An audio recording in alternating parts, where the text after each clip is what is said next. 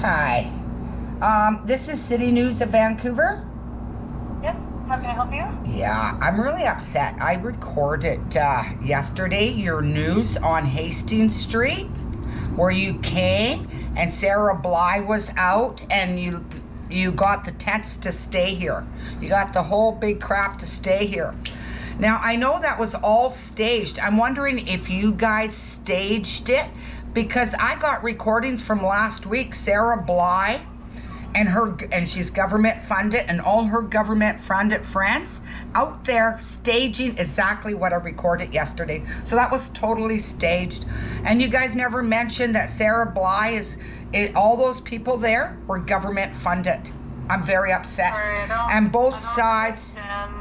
Sorry, we don't stage anything. Yeah, maybe you don't stage anything, but Sarah Bly certainly did. That news out. Hold on, but you're accusing us of staging something. I'm asking you if you staged it with Sarah Bly or was Sarah Bly. We don't do that. Okay, so you guys were used because they staged this last week. They had a pre-thing. I'm upset.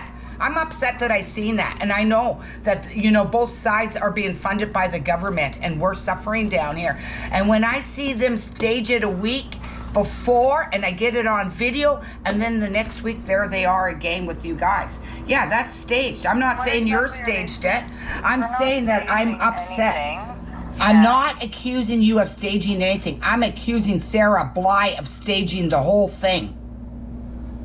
Okay, so staging what, though, exactly? Can you explain that? Okay, so we have the tent problem, and it's funded by both sides of the government. The government's funding the people that want the tents on. I'm one of the people that is a victim of these tenters, okay? I've been robbed about $3,500. I got hurt. I have post-traumatic stress. It's been a nightmare. I phone the police every day, so at 61 years old, I don't have to inhale any more fentanyl, and our doorway can be clean. I watch across the street, and there is a big tent structure of umbrellas and all sorts of stuff. I watch rats go in there, and then the rats come into our building, and then you guys put them on TV. So what happened is yesterday the cops came to move this encampment, which it needs to be moved. It's not healthy for them. It's not healthy for any of us, and it's really dangerous. So all of a sudden, Sarah Bly from OPS, that's the Overdose Prevention Society, came out with all of her advocates that are all government funded.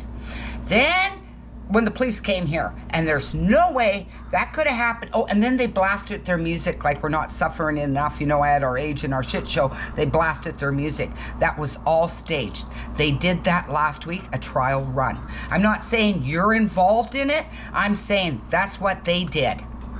And you can check my Debbie Hellion channel, because I've also given you guys credit for it, not mentioning the fact that both sides are funded by the government and we'll never get our streets cleaned. You've given us credit for what? For helping, well, you'll have to check my Debbie Hellion channel out. You just have to check it out. But I'm really upset that... Then why don't you just tell me? I'm not going to go fishing around.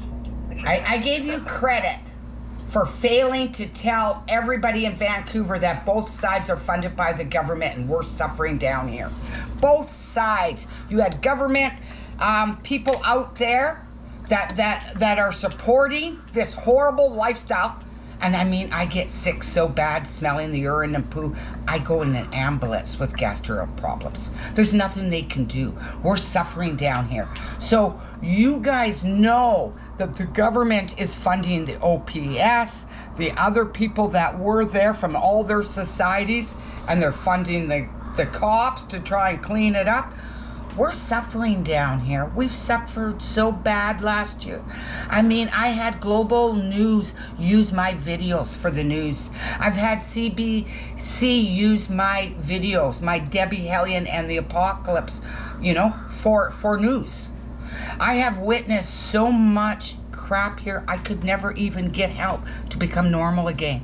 I've seen over 100 dead bodies during the pandemic period till now. I have been at so many stabbings, so many deaths. I'm waiting to die. I want to be a victim next. I get mad when someone gets stabbed in my neighborhood. I call them queue jumpers. That's how horrible it is to live here, I got my I got Where threatened to get. exactly do you live? I live at 40 East Hastings. Now, we had somebody at a Tira building throwing stuff out the window, and all the cops came here for hours and hours, and they were throwing like paper, food, and one glass out the window. And under my window, I have a drug dealer and I have drug addicts under my window. And I asked them, please, can you turn down your music? There was cops listening all over the street. I'm live. I don't know if I caught it live because my live was going a little fishy. And the drug dealer threatened to break my back. I phoned the police. You know how upset I was? I phoned the police and I told them, you please go tell her to slit my throat and not break my back. It would be horrible to be alive in this neighborhood with a broken back. I have suffered so much. I stand up for my neighborhood. I have to phone the police every freaking day just about so we don't have to inhale stuff. And then to watch the news come and make the people keep their stuff. I did phone the mayor. I said, you know what? The news is always saying these people don't have a place to go. I lived in a homeless shelter. I was a second-class citizen to drug addicts. It was horrible for a year before I could get a place. So I've done my amount of suffering, and I won't quit fighting because this is native town. And I know what it feels like now to be a native, and I'm just Jewish Ukrainian. Well, half Jewish, German, and Ukrainian. And I know how natives are felt by living in this neighborhood. For the last few years, we have suffered from the pandemic, and if the flu was really deadly, we'd all be dead, but we're not. So when I saw you guys do the news article, yeah, I'm pretty upset. I'm really upset because I know that she staged it. I had a journalist call me from CBC saying that I had wished that, you know, Sarah would die. And I said, I'm allowed to. How many times death threats have I had from her drug addicts? Well over, you know, maybe 1,000. Even my dog gets threatened to be killed because I have a YouTube channel fighting this crap. I understand this is a difficult situation. Again, I will reiterate, we don't stage anything.